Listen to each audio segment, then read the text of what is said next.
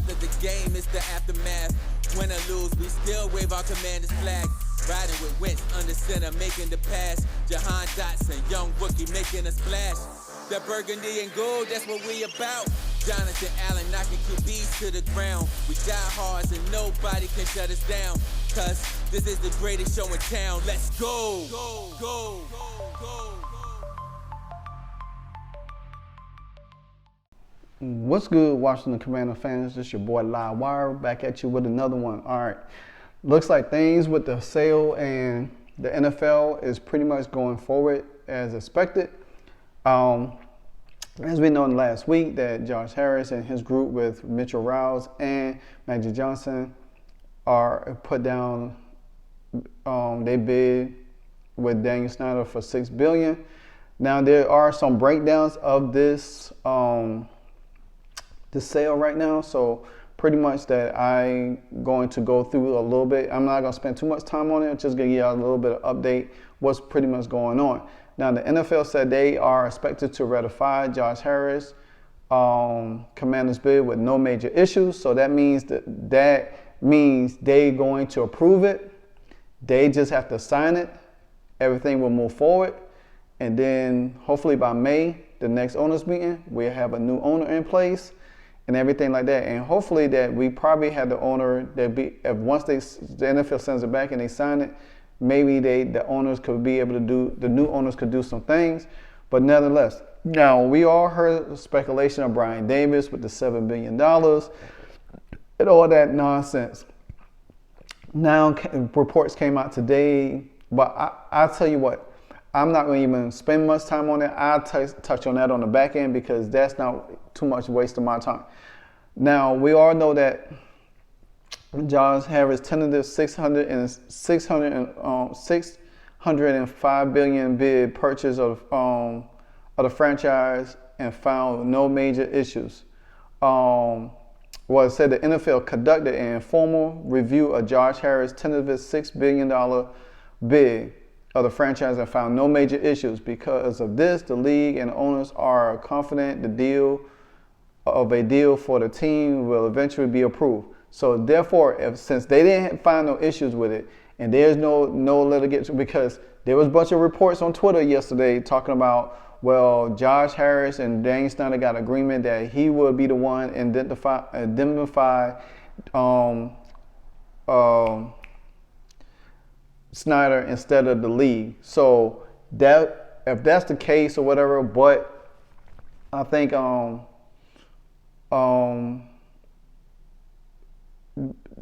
of that probably was refuted, came out on Twitter yesterday. So there was a lot of stuff happening on Twitter.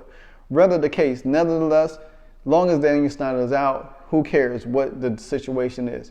Now, like I said, with all of this going on, this is like great news because everything is taking place like it's supposed to be. Daniel Snyder's getting the money that he wants. He's getting out of the league. The owner's getting a brand new owner, which is what they wanted. But nevertheless, because of now the ramification of the sale requires approval of the minimum of the 24 to 32 owners, and it seems things are on the right track. That's why I say I don't think they're not going to not vote this new owner in. I think they're going to do it. They are ready for Daniel Snyder to lead the nest, so they're not going to spend too much time on it. You know what I'm saying? Now, because Jeff Bezos backed out, which I really didn't thought he was going to get the team anyway. You know, I had a conversation with somebody today. We all know that Jeff Bezos wants Seattle by all means necessary because of the market there. Yeah, he got businesses in DC, but there's none of his business are greater than the ones that's in Seattle, Washington at the moment. Jeff Bezos has been wanting the Seattle Seahawks for the longest. I mean, for years. And now if he gets a chance to get it, then the NFL owners will have their marquee man in the NFL. Because the thing about it is, if Jeff Bezos really wanted a team, he could have easily bid for the Denver Broncos last year and been done with it. Boom. At least he would have been close to the Midwest, a little bit to the west side or the west of the region towards the PNW. But nevertheless, all the focus was on the Commanders. So, but now Massey and Javala did note that some say that there are small holes in Harris' unsigned non-exclusive deal with Commanders owner Daniel Snyder that Harris had and his investment group can address relatively easy. So whatever it is, they'll pretty much take care of it. Some of these stuff is just formality, a lot of litigation, a lot of paperwork, NDAs and all of this crazy stuff that they have to review just to make sure that everything is going according to plan, where there's no hiccup. Because like I said, everybody wants this to be over as quickly as possible. So nobody's going to really spend too much time trying to, hold this process up. You know what I'm saying? Now, one source added that the sale of Harris almost certainly will be rectified, but only if the deal is properly modified and the issues related to the indemnification and the NFL's second investigation of Snyder and the team can be resolved to the other owner's satisfaction, which that means that if Harris his dealings with Snyder is going to be whether if he get indemnified or not, his indemnification can be resolved or whatever the case may be. I think some people, Mia Collins, she was on ESPN last week. She was saying that they still need to air out all of Daniel Snyder dirty laundry, which I agree. He needs to be on Front Street, but he's trying to not have any legal issues, so he really want to walk away from the team scot-free with his money without having to pay any legal going to court or paying any legal situations. Harris is also the governor of the Philadelphia 76ers, that's in the playoff, and the owner of the New Jersey Devils. Now, his investment group includes billionaire industrial firm founder Mitchell Rouse and basketball legend Magic Johnson, according to AJ Perez of Front Office Sports. A sale of $6.0 billion will set a new record for any franchise, surpassing the $4.65 billion sale of the Denver Broncos group of the Walmart heir Rob Walton. Harris was involved in that bidding, also that came up short. Now we haven't heard anything from Canadian real estate developer and his private equity executives, Steve Apanopoulos. They say he remains active in the bidding, but for what reason, who knows, just to make it look good, just to make it look like somebody still has interest or whatever the case might be.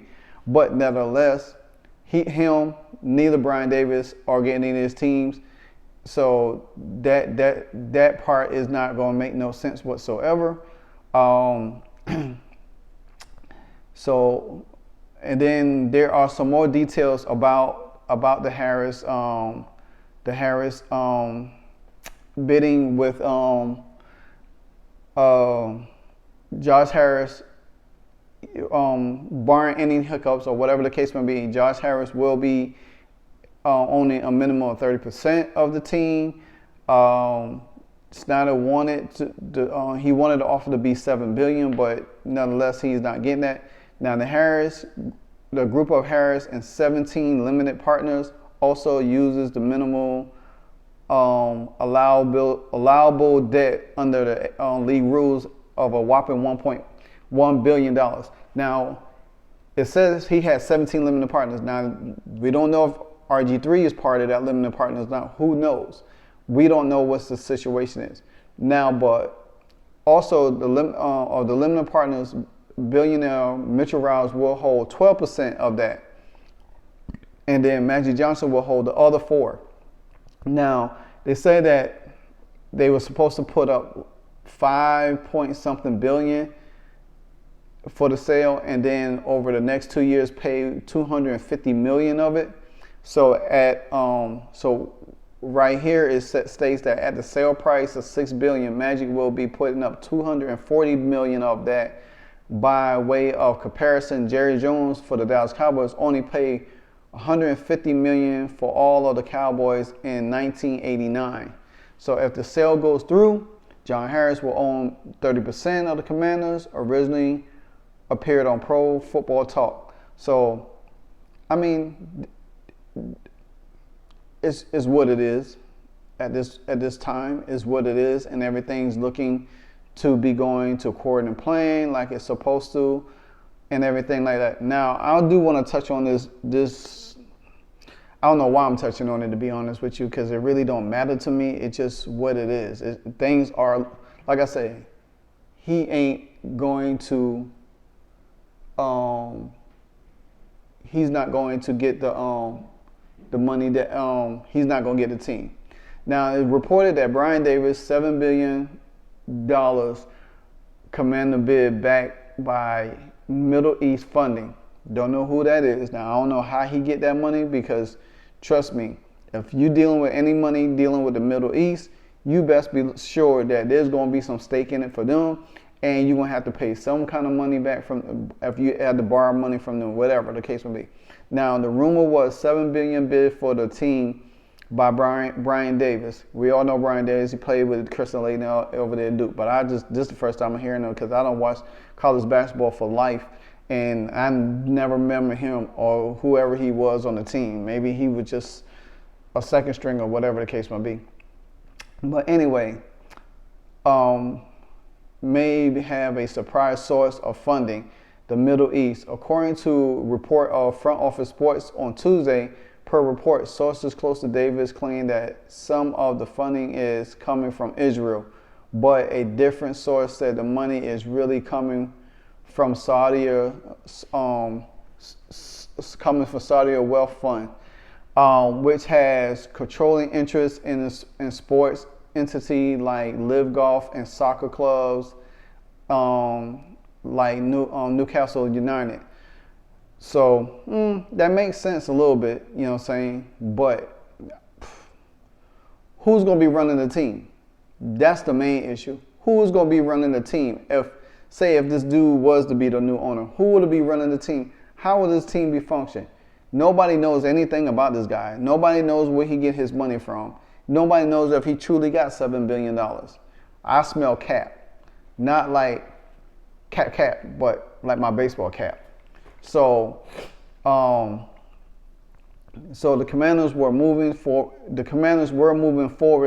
with a $6 billion bid led by John Harris and future Magic Johnson last week, as the sale has been sent to the NFL for approval. Several outlets reported. Davis played 1 year in the NBA for the Minnesota Timberwolves. He made his money not in pro sports, but as in an energy company. Urban Echo Energy, WUSA 9 in Washington reported that Davis raised $50 billion value for the company.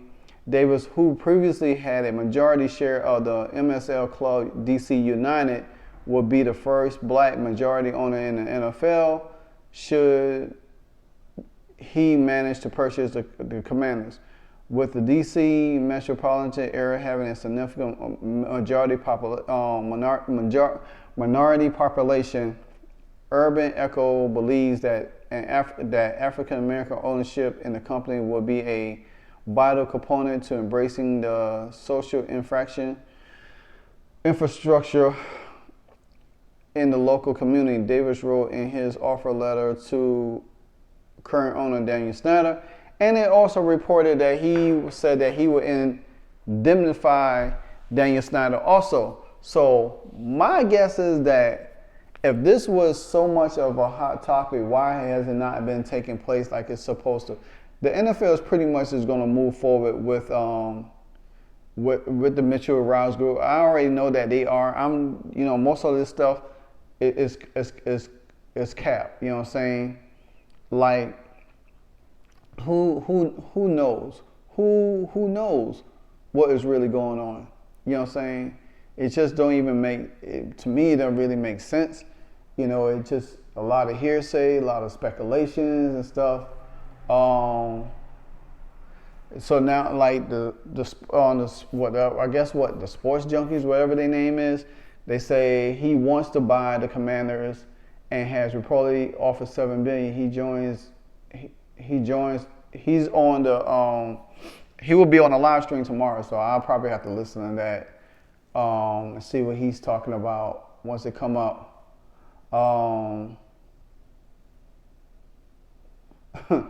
And like, you know, Rick Snyder says, you know, he said that the bid for the Commanders for Brian Davis smells like smoke and broken mirrors, which I agree. It smells very broken and smells like smoke, and it's just something that if he had this money all along, why he never came out from the beginning, you know what I'm saying, and just made that deal. And I just don't think this man is going to get the team. I think it's a bunch of BS, and I'm just ready for Josh Harris, Mitchell Rousins, Magic Johnson, go ahead and make this, because the NFL has moved on. They have moved on. So now, once they approve all of this and they go back and sign the paperwork, it's done. It's a done deal. It's a done deal anyway, regardless how we look at it.